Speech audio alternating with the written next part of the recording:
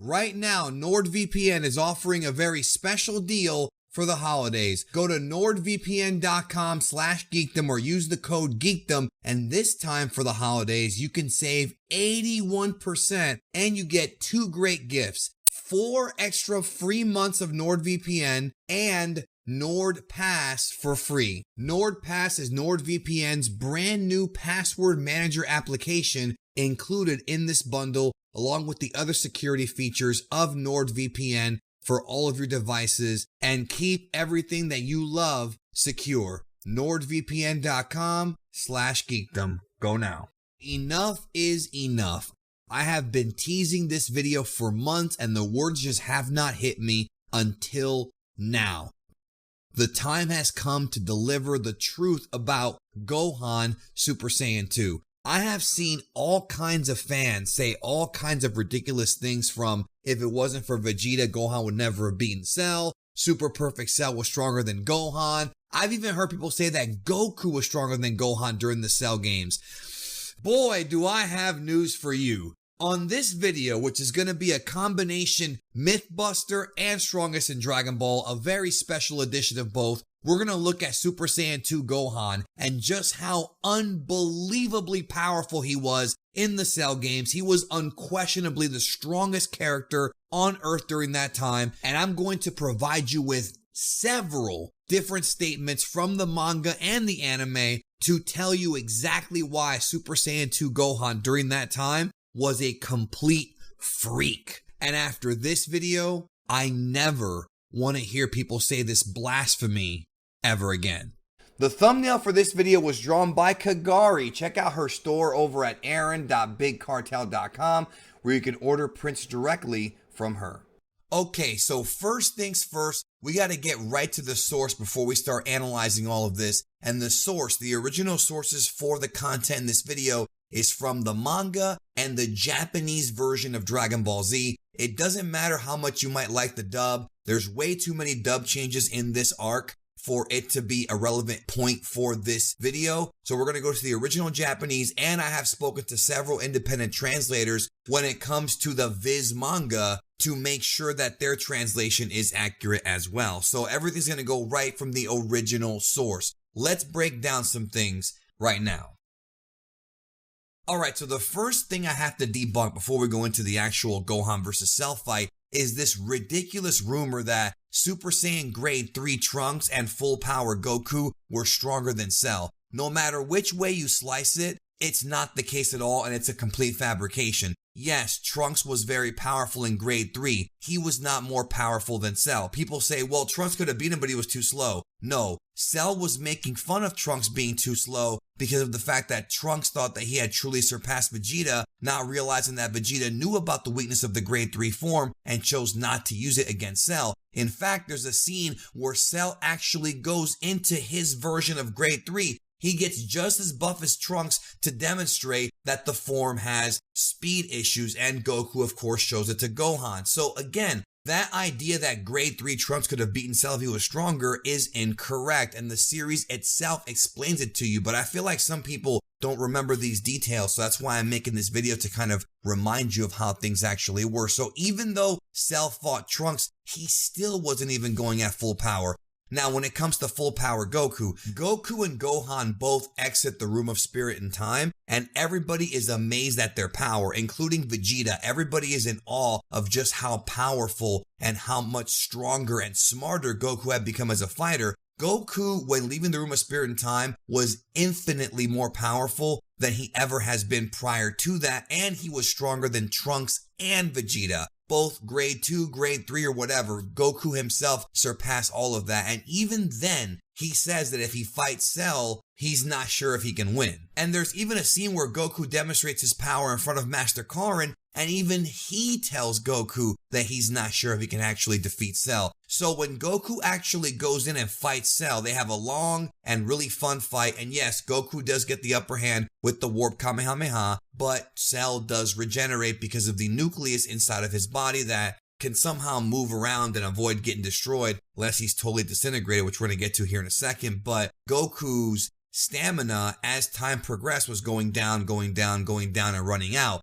And it's interesting that people have said Goku could have beaten Cell, but he didn't do it because he wanted to let Gohan do it. That's the biggest crock of shit, like, ever. What people are doing is they're confusing what Goku said in the Buu saga when he says, well, I could have beaten Fat Buu, but I wanted Goten and Trunks to have something to do. That's where people are getting mixed up here. Goku never once said he could have beaten Cell. In fact, after the fight with Goku and Cell ended, when Goku surrendered, Goku himself says, when Gohan asked him, yes, I was going all out, I was giving away my true power, but I'm not sure if Cell was. And then we find out as the fight with Gohan, which would happen right after the fight with Goku versus Cell, when that fight would happen, that is what gave us definitive proof that Cell was holding back against Goku. Even though it was a great fight, that was not Cell at his absolute best. When Cell fights Gohan is where things get interesting. So the fight begins with full power Super Saiyan grade 4 Gohan. If you're confused about what the forms are, I have done transformation guide videos all year covering all the Super Saiyan forms and the different grades. So if you're confused about what we're talking about when I mention grade 2, grade 3, grade 4,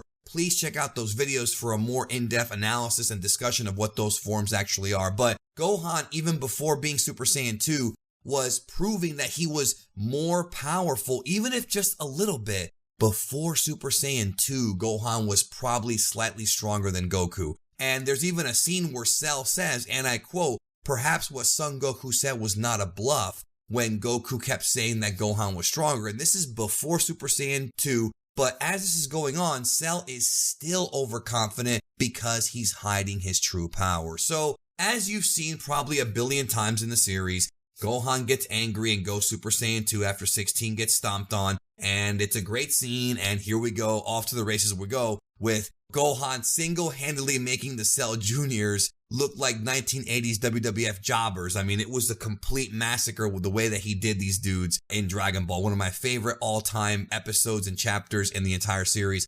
But remember, the Cell Juniors are very powerful, and Gohan proceeds to dismantle these guys. These are the same Cell Juniors that were annihilating the Z Fighters. And yes, Goku was exhausted and did not take a Senzu, but the others got pummeled, including Vegeta and Trunks, after a second trip to the Room of Spirit and Time. Think about that. Think about that level of power. One of the Cell Juniors even bounced off a Final Flash. Don't forget that. So then we get to Gohan versus Cell. So Gohan faces Cell, and what a lot of fans forget is that Cell powers up not once but 2 times during that fight. Go back and watch it. He raises his energy level 2 times, which without a shadow of a doubt proves that he was holding that power back against Goku. And remember, we're talking about phase 2 of the Gohan Cell fight, Super Saiyan 2 Gohan versus Perfect Cell, not Super Perfect Cell. We'll get to that here in a minute because I have a lot to say about that. So during that fight,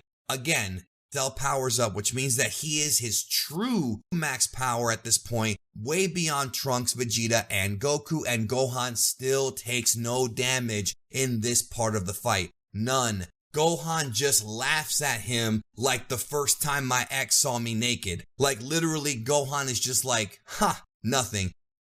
Gohan delivers 2 punches that rocks Cell's ancestors. You know what I'm talking about? Like they said in Rocky 6. And there's even a scene where the narrator steps in the middle of the episode, which is very rare because outside of the beginning and ending of the episodes, the narrator never really spoke in the confines of a Dragon Ball episode, but he straight up says that for the first time, Cell has experienced true fear. So that should tell you how nasty Gohan is. But we're not done because people still think that Super Perfect Cell is stronger. Boy, are you in for a reality check. So Gohan nerfs everything Cell throws at him. Then Cell pukes up 18. He gets fat. He threatens to blow up the entire planet. Goku teleports him out, sacrifices his life, etc., etc. You know the story. I'm not here to tell you the Dragon Ball Z story. I'm just here to explain to you why Super Saiyan 2 Gohan is an absolute monster.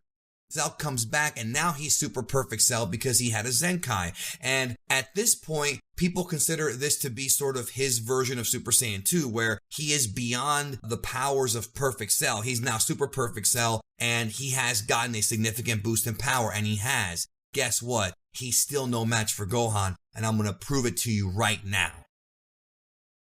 So this is where people say that Super Perfect Cell was stronger than Super Saiyan 2 Gohan, and now we're going to destroy that argument once and for all. So Gohan, at one point, when Cell comes back, knowing that he's more powerful, smiles sadistically and basically states that now he has his chance to actually kill Cell and get revenge, not even sweating Cell's new power. He could sense that Cell was stronger and didn't even sweat it. So then Vegeta goes nuts, and there's a scene where Cell throws a blast at Vegeta. This is, of course, after Cell kills Trunks and Vegeta gets angry. Cell throws a finger blast at Vegeta, and this blast was meant to kill Vegeta. Listen to what I'm telling you. This blast from Cell was a death beam. It was meant to take Vegeta's life from him. Gohan dives in without protecting himself. And remember, this is Vegeta post a second Room of Spirit and Time session. Gohan dives in without thinking or planning or protecting himself, putting up his defenses, and his arm goes limp.